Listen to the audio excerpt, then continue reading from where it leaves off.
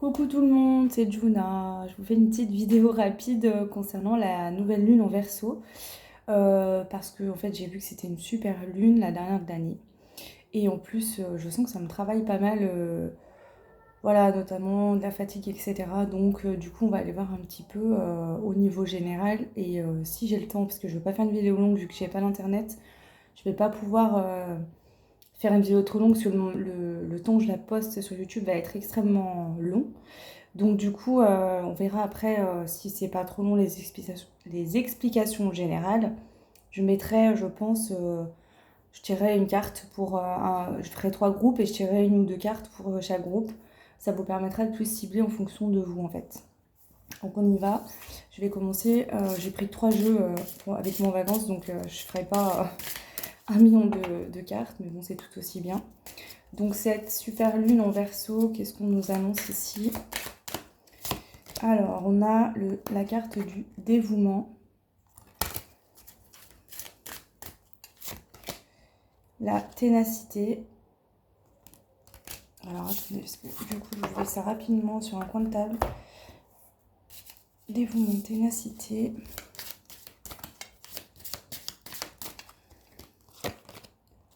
La chance.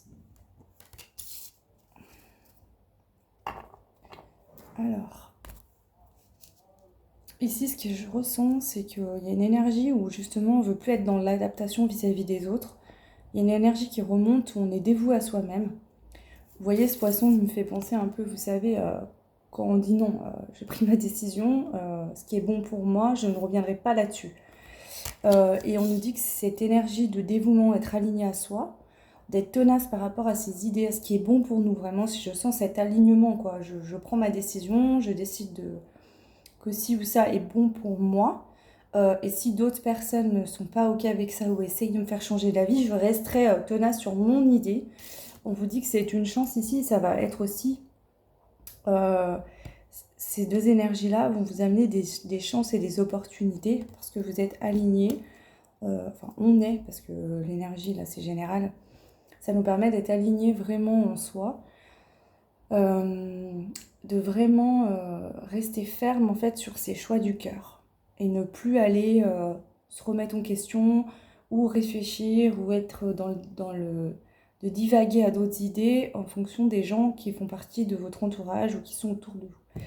Ok, je vais prendre le tarot vite fait.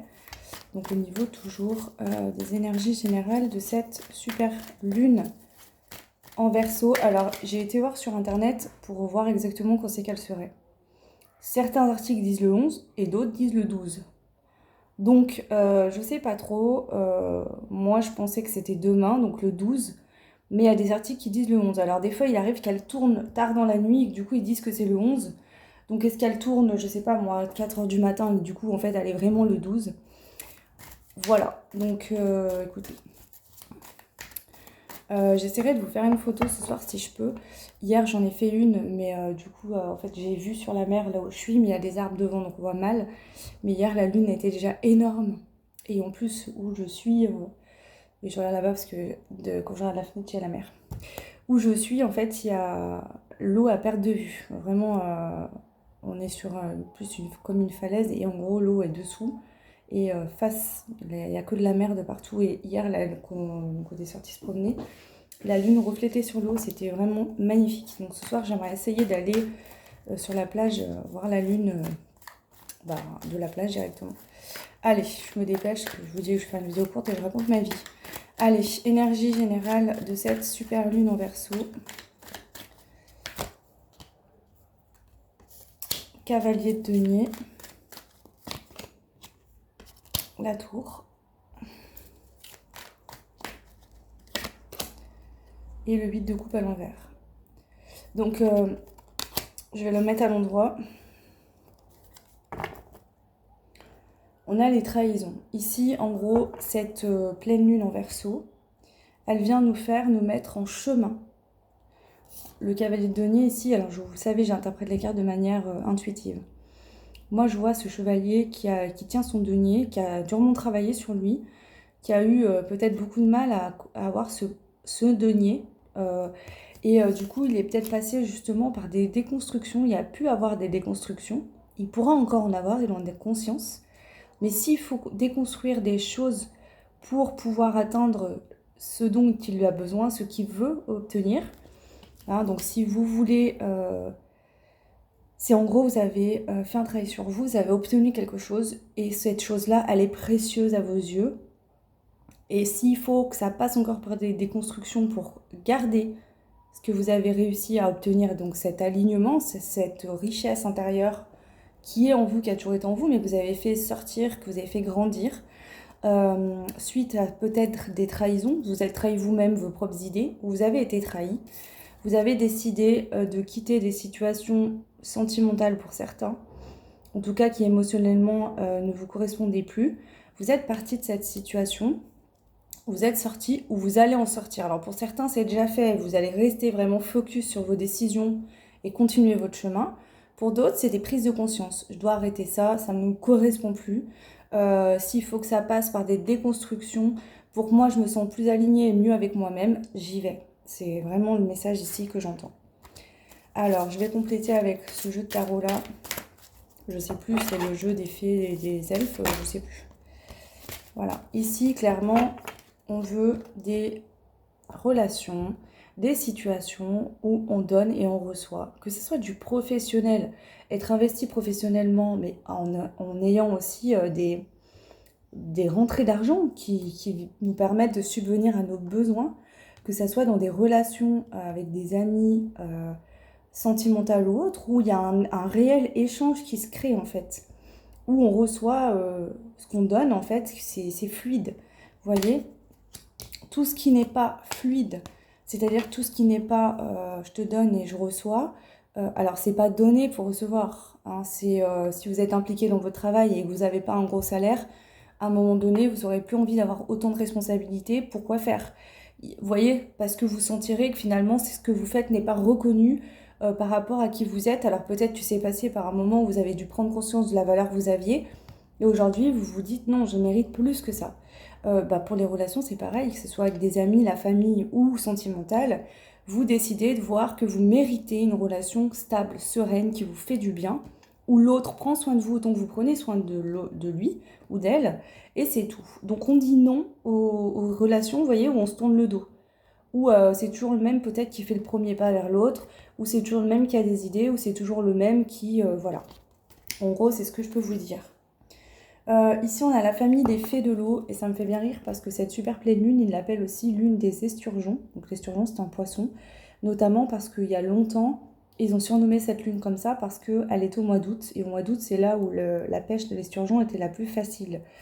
Je sais pas pourquoi, j'ai l'impression que cette lune en verso interfère beaucoup sur l'émotionnel. En tout cas, moi, mais bon, je crois que moi, ma lune est en verso, donc est-ce que c'est lié? Je sais pas. Ok. Donc ce que je vais faire maintenant, on en a 8 minutes et quelques, je vais faire 3 choix. Donc je vais prendre le premier groupe, donc choisissez comme ça, je ne vais pas vous mettre de cartes. Choisissez entre 1, 2 ou 3 dans votre tête, ou voilà, voix haute, faites votre choix. Et là tout de suite, je vais tirer des cartes pour le groupe 1. Donc vous, qu'est-ce qu'on vous dit? Le groupe 1, bah, la fée de l'eau. Donc vous, le groupe 1, vous pouvez être impacté par des remontées émotionnelles, remontées... des petites choses émotionnelles qui remontent, qui viennent, voilà, c'est possible. Le groupe 1 toujours. Ok, vous allez vers une stabilité affective, donc vous vous délestez, vous libérez des émotions, peut-être que justement il y a eu la tour, vous avez déconstruit des choses, et là vous êtes dans une phase de transition entre, vous n'êtes pas dans le renouveau totalement, vous êtes en train d'y aller, mais pour activer ce nouveau départ, cette nouvelle vie, il faut libérer des émotions, et vous y êtes en train, cette lune en verso, le choix 1 va vous permettre de le faire et de retrouver une stabilité, un équilibre émotionnel en vous. Ou alors il y a des situations qui vont se présenter, du passé par exemple, dans lequel vous aurez replongé et là vous n'allez pas replonger. Et du coup vous allez vous dire c'est ok, c'est bon, ça va vous sécuriser quelque part du coup. Trahison. Donc vous, le groupe 1, vous pouvez avoir vécu des trahisons dans le couple, mais autres, hein, ici blessure, trahison, douleur au cœur. Hein. Je ne vais pas vous faire un dessin, ça me semble assez clair. Voilà. Alors, je vais continuer avec le choix 2. Donc les personnes qui auront choisi le groupe 2. Vous avez le lutin farceur. Ok. Donc ici, j'entends retrouver plus de joie, plus de liberté, plus de rire. Donc voilà, retrouver plus de joie, plus de rire, plus d'amusement. En tout cas, il y a cette énergie-là qui remonte. Ok, je vais prendre une carte aussi pour le groupe 2. L'exploration. Ici, je ne sais pas pourquoi je ressens de vouloir explorer le rapport aux autres. Peut-être de changer de comportement vis-à-vis des autres et peut-être de rigoler de situations dans le passé que ça vous énerverait. Ça vous aurait énervé là d'en rire.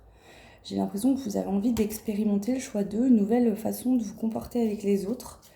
Il y a aussi, hein, avec l'inspiration créatrice, l'envie d'avoir plus de joie, plus de rire, de créer, d'apprendre peut-être des nouvelles techniques de dessin, de peinture, de choses créatives, hein, vraiment, dans la créativité. Vous êtes en train d'apprendre aussi, hein, pour certains, une curiosité, avoir envie d'apprendre des nouvelles choses, peut-être au niveau spirituel ou autre. Ok, on a l'as de coupe.